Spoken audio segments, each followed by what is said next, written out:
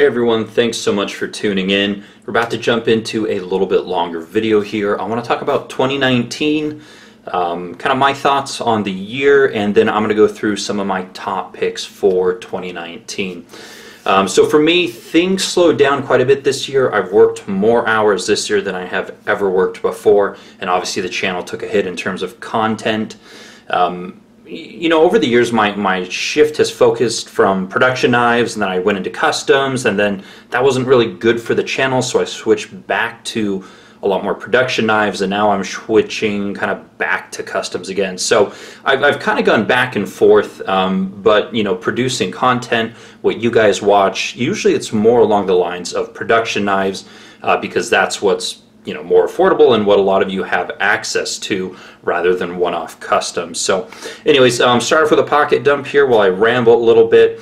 This is what I had on me today: my two-door Black Bay, the Torch Lab Boss 35, and my Das Alfine Mir stitchless wallet, as well as my new one here from Craig Brown. This is the, what is it, the LHC X. So Lima Hotel Charlie X-ray is the model. This one has purple carbon fiber. Kind of looks blue under the light here. That's really weird. Maybe it's just the lens on the camera here, but it's actually a purple carbon fiber. So his newest model, a really nice model, but that's what I've been carrying the last few days. So anyways, back to 2019. So anyways, with less time available, you know, I kind of started lusting over knives I owned before, and I started acquiring some things that I used to own. I kind of got nostalgic a little bit, and then I really drifted towards kind of the higher end. So let me show you guys some of the stuff that I purchased this last year, or I bought again, essentially. So first is going to be my Jason Guthrie Scout. I owned a Ranger before, and it was really nice, but it wasn't getting carried. I got a lot of offers, so I sold it, and I missed having a piece from him, so I remedied that this year with the Scout here. So really happy to have one of these back in the collection, or at least a knife from him. I did go ahead and repurchase a knife that I once owned, the exact same one. Sold it, regretted it. It came up for sale again, but this is the Shane Atwood Rhino, done in, I believe, like Zirca tie and lightning strike carbon fiber, Alcatraz backspacer, zirconium, iguana Damascus. I think Chad Nichols iguana Damascus. So a very high-end piece, handmade. I really like Shane's work, so I was more than happy to buy back the exact same one that I sold a few years ago. Anyways, picked up a ZT-0561 again, just to see. It had been some years since I had one of these, actually, I don't know, maybe seven years, and I just wanted to remember if it was as good, or I want to see if it was as good as I remember. So I've got one of these back again, and it's kind of cool to have this one back. Also picked up what you guys already saw, like the Spyderco Navaja, again, one that I sold and regretted and bought back again. And then last but not least, in terms of repurchases, the Benchmade 940, this one in S90V and carbon fiber, one of my favorite designs of all time. So this one is nicely centered, and everything's flawless on this one, so super stoked. It's kind of a go anywhere, do anything knife. Alright, so 2019, probably one of the absolute best years to be a knife enthusiast. There were knives everywhere, and the market is definitely saturated.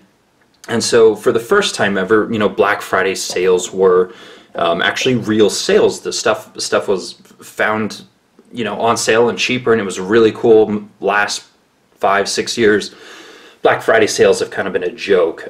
So anyways, it's just kind of a sign of the times. Again, 2019, great time to be a knife enthusiast. Here were some of my pickups from this year and some of my favorites. Grant and Gavin Hawk Deadlock, and then the Rockstead tie in YXR 7 steel with a DLC coating. So anyways, some of the higher end stuff that I picked up. But now let's get into my top picks for 2019. And the thing that these picks did is, one, you know, great fit and finish, great quality, great designs. And these were all price considered, whereas some of the stuff I've showed you guys up to this point, price was not considered and they're not readily available, so there's really no point recommending those to you. But let's get into my first one, and this one's going to be controversial. We have the Zero Tolerance 0223, a knife that was met with both love and hate, and it's a piece that I like.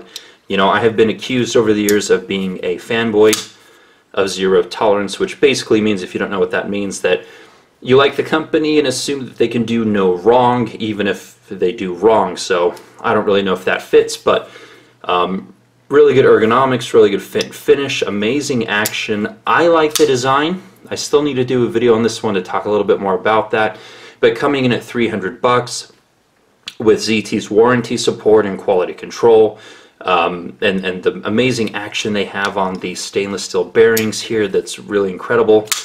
Just a lot of things that I really like about this knife, and I carried it quite a bit, especially outdoors and some of the other stuff that I did this year. So the Zero Tolerance 0223 comes in at number 5, and again, this one's around $300. So, all right, coming in at number 4.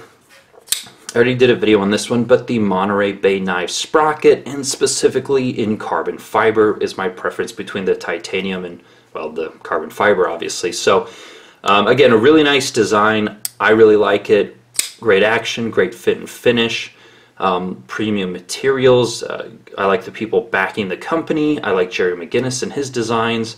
So it just does everything really well, and again, it brings strong value, coming in at $225. So this is the Monterey Bay Knives sprocket. So that's my number 4 pick. Jumping down to number 3 is actually the Benchmade 560-1 Freak. And this was dubbed the Enthusiast Freak. It uses M4 steel. You have this like layered G10. It's got some red liners that are just for, I mean, enthusiasts. It obviously serves no functional purpose, but it's got the Deadpool colors, really thin blade stock. So, you know, this was one of my top picks. And then, you know, value-wise, price is $190. So, you know, we're going down in terms of cost, but we're still getting a lot of really good stuff here. So, great ergonomics, really nice action. Not completely centered, but pretty close. So, again, $190. The 560-1 is an outstanding option.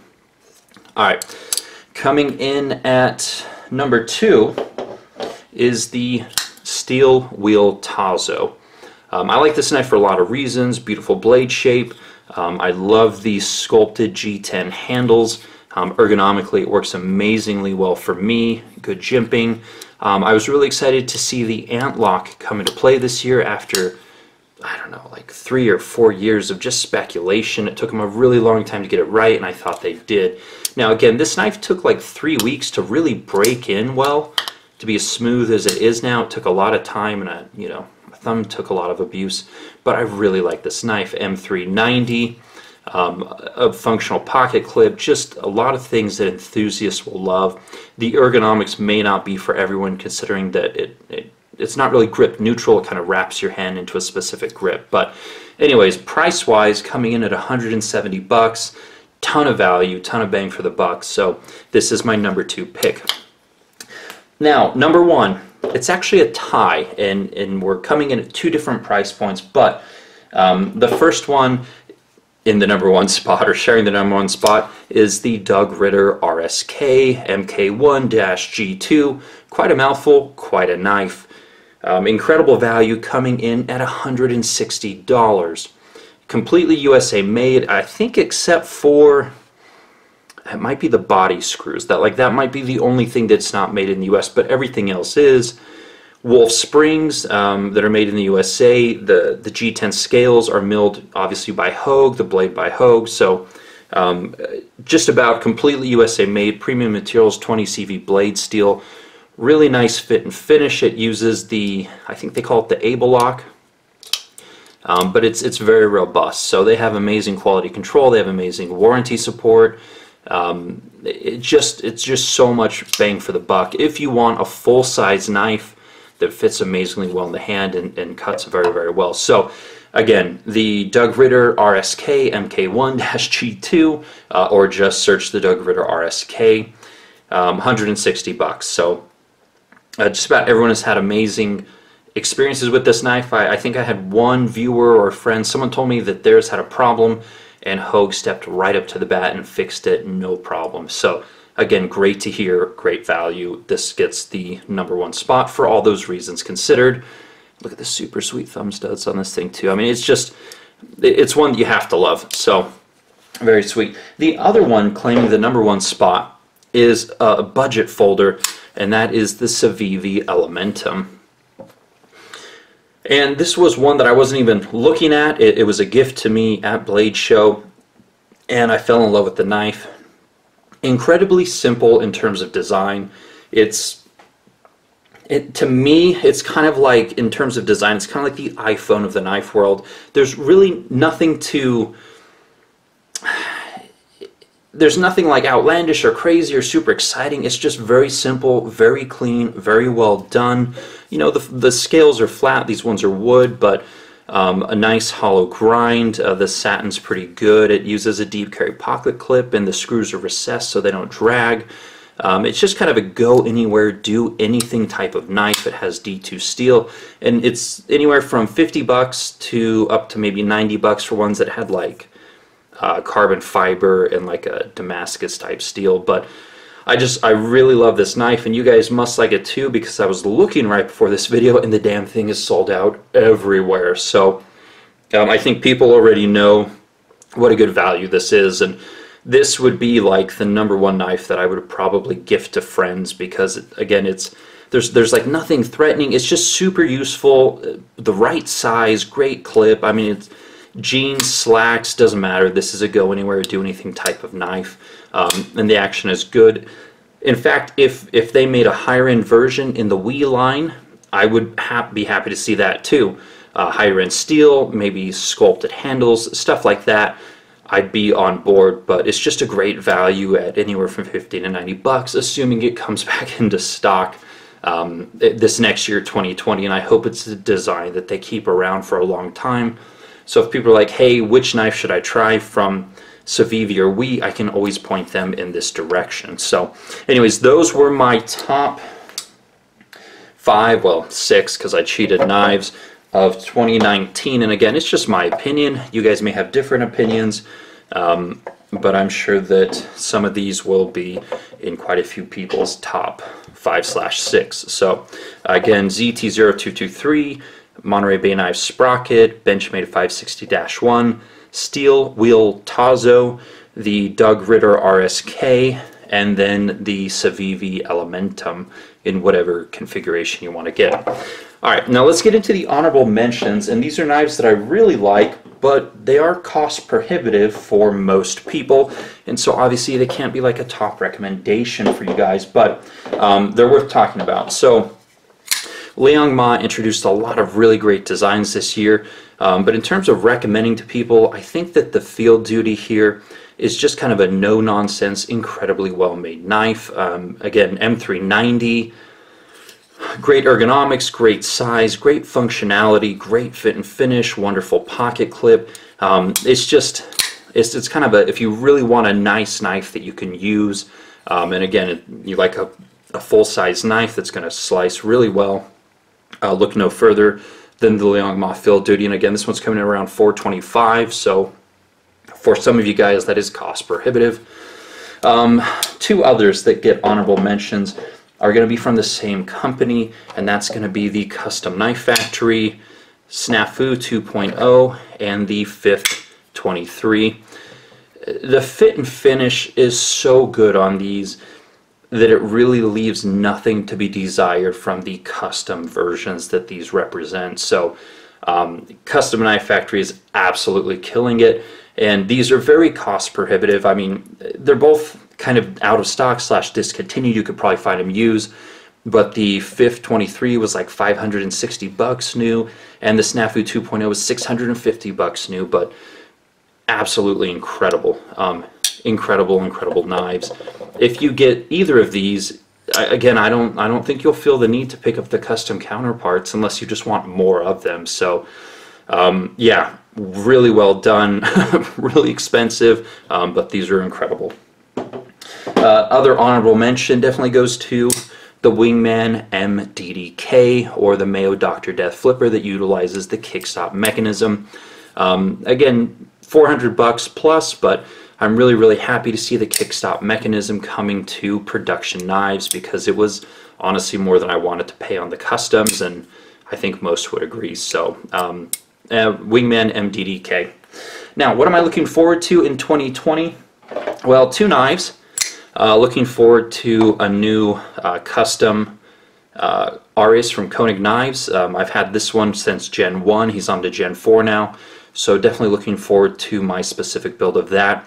And then he's also introducing the small Koenig Arius in 2020, so I'm really stoked for that. If you guys don't know, my logo with the bunny holding a knife, he's actually holding the Koenig Arius. So really special knife to me. I love Bill and his family who operate Koenig Knives, and I can't wait to see the small and get my hands on a new custom full size at some point.